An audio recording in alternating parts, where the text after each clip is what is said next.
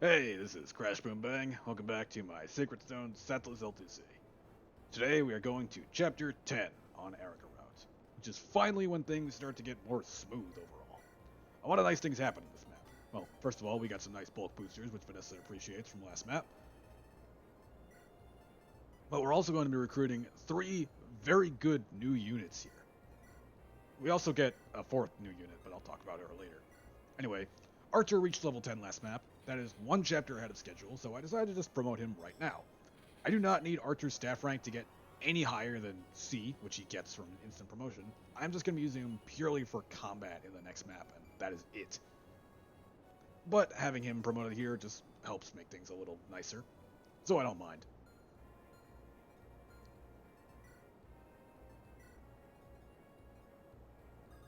Chapter 10 is another siege map where we actually start very close to the siege point. It's that castle in the top right that's just barely, well, now it's on screen.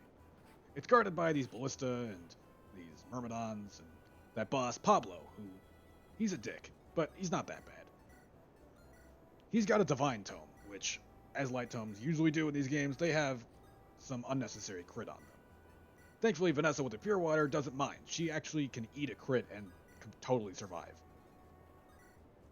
However, this map is completely turned forward by one of the recruitments on this map, Marissa, the Myrmidon, who is all the way at the bottom, and she is,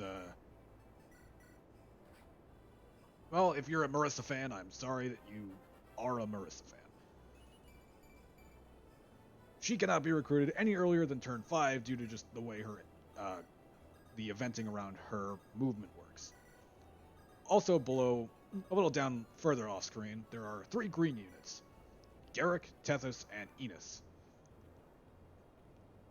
Upon recruiting all 3 of them, Marissa will start to move towards their location, and Garrick is the one who recruits her. We can't recruit Garrick and Tethys and Enos any faster than we do in this clear because the only person who can do that while getting there fast is Tana the Pegasus Knight. So if we just move her full move, she'll get there on turns 3. And then Garrick and Marissa will meet in the middle down below.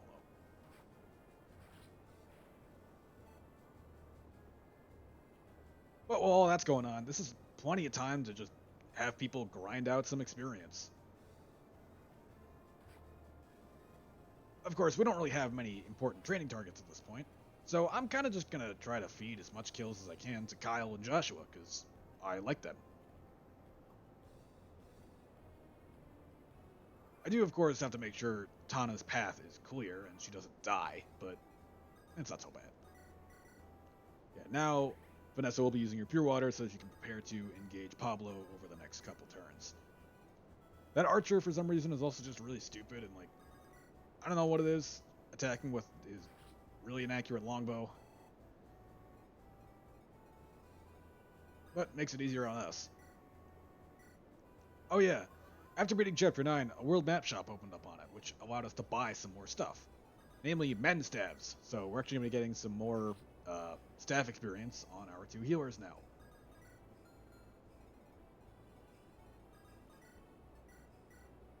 And shoutouts to Ford. Base Ford getting doubled by mercenaries and taking a whole lot of damage. Well, he's not doubled anymore, so congrats, Ford. You are not terrible.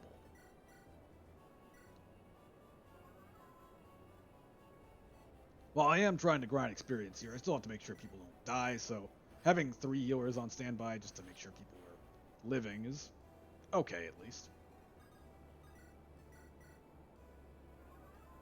I also can't remember, but I think that the shop over Chapter 9 also sells pure waters. There's some pure water shop somewhere at this point, so stock up. You can also buy elixirs if you want, but well, I never do. I use the free ones because you actually get quite a few of them just off of a couple drops or people joining with them.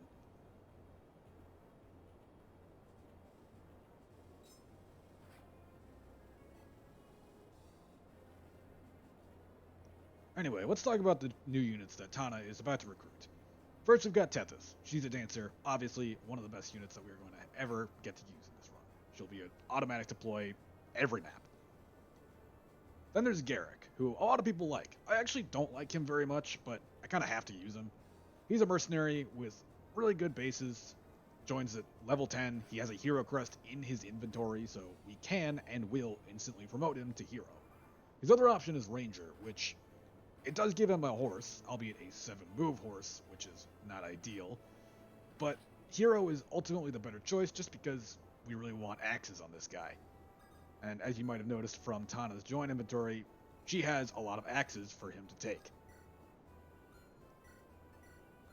The S-rank axe, Garm, is often considered extremely strong.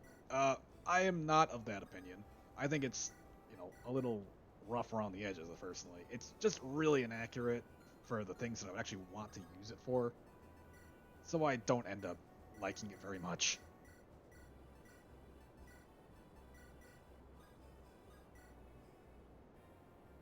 But we still want to at least have it available for use for one particular boss later, so I'm going to be spending Garrick's entire life just grinding his axe rank up.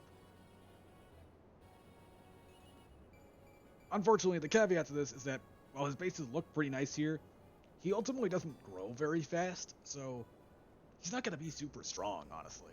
Like, he's good for now, but later on, he just doesn't have the stats to really do all the heavy-duty combat I want from him.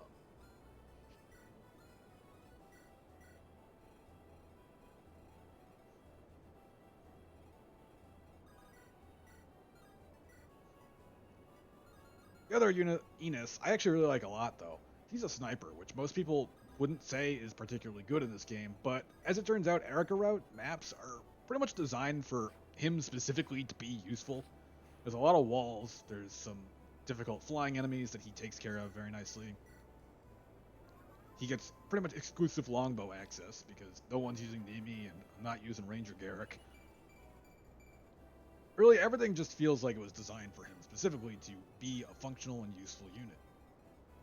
That said, he also just has good bases, and as you might have guessed, we don't have a lot of those around the rest of our army, so we want anyone who's got stats. We like stats here.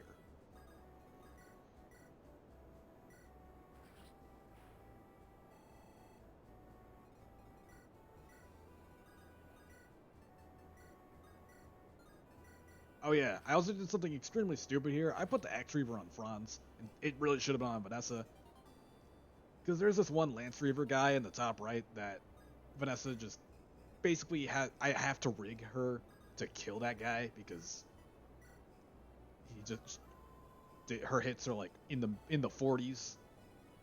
I really don't know what I was thinking there, but this is actually a clear I went back and redid a bit of off screen.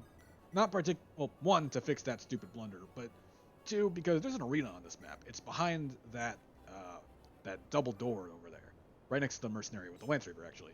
And I decided to optimize a little bit and try to rush Franz over there so he could get around in the arena. It's a little extra cash and a nice little promoted kill for him, so it helps. Now that we recruited Garrick's squad last turn, Mersa's squad starts to move. Mersa is a contender for worst unit in the game, and honestly, in the context of this run, I might think she's like worse than Amelia, surprisingly. Amelia contributed 1 kill. Good for her. Whereas Mersa does well actually no, I think she's gonna kill or attempt to kill the guy who drops a free torch staff. The things I can just buy.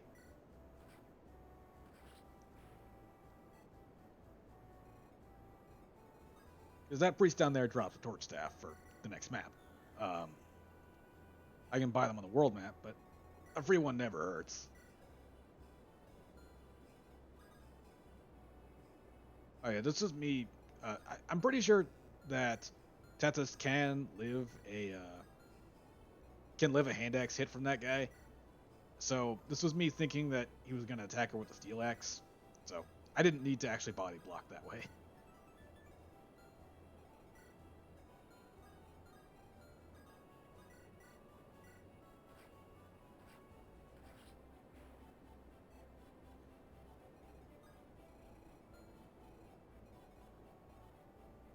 So yeah, this guy, this unnecessary rig, 47 hit. Why did I do this?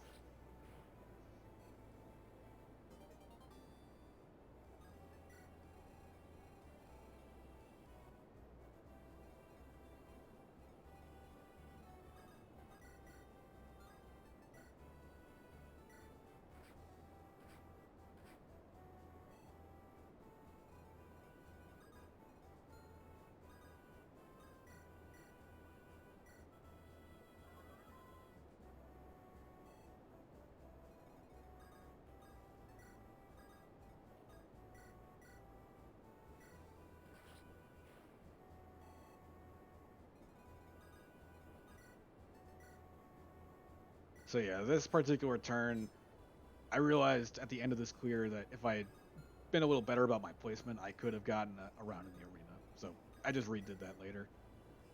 All it changed is giving Franz an extra promoted kill. And honestly, his usefulness is kind of tapering off now that we've got stronger units and Vanessa is really coming into her own. So doesn't really mean much in the grand scheme of things. Oh, and shoutouts to Eirika, one-rounding this guy exactly. The prologue strength level coming in clutch once again. Also shoutouts to Colm being deployed. Just for, doing a little infantry rescue drop with Eirika, because Eirika's con is so low that Colm can actually rescue her.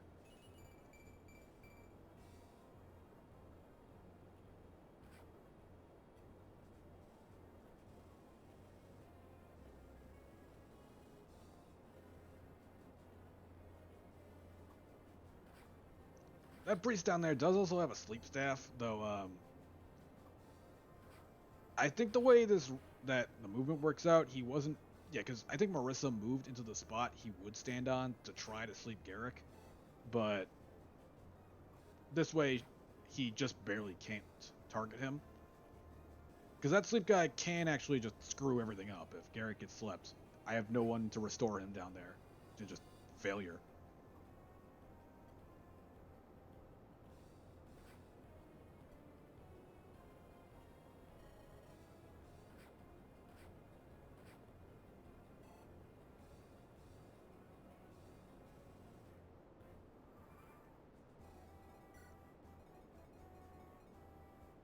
Oh yeah, this is me getting a little mad that I could have got Kyle into the arena instead. Oh well.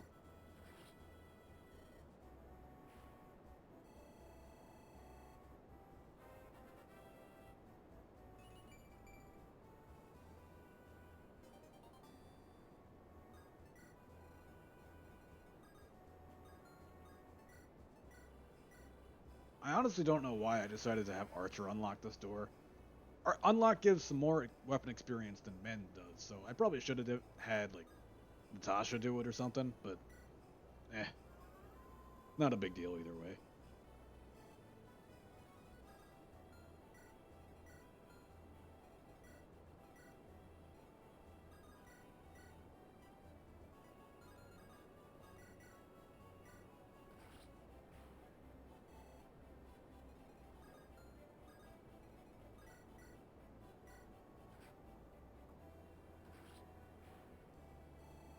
The only other drop here that we get is this valuable door key.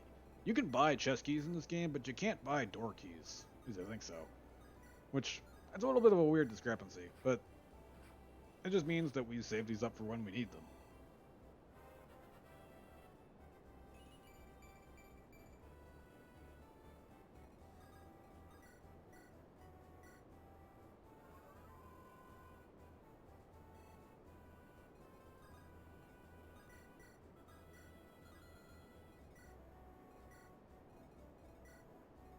Yeah, I'm just trying to figure out what can Ford even kill. And Ford isn't that bad, but people always clown on him. He's functional. I just didn't use him this run. I know that in some other runs, Ford is used over Kyle because he has one extra base level, so he promotes a little faster. But not particularly important for this run. Now, Garrick does need to have his path cleared to Marissa, which we'll be using Enos for that. Fun fact, ballistas actually give like 8 weapon experience per hit, which is the same as a Devil Axe. So, if I wanted to, I could really rush him up to S bows really fast. A little extra accuracy. Not too bad. And I think that might be what I do here. Or do I dance Tana? Because yeah, as you can see, oh yeah, well one, she can't use the steel blade, but okay, she does just barely 2-hit KO that priest. I think with enemy stat variation, Marissa can fail to 2-hit KO that guy, which is just sad. Alright, yeah, I am going for more bow experience on Enos. Although, the Ballista would have given more. But oh well. It's not like the S-bow matters in the grand scheme of things. Yeah, that's Chapter 10 done in 5 turns. See you next time.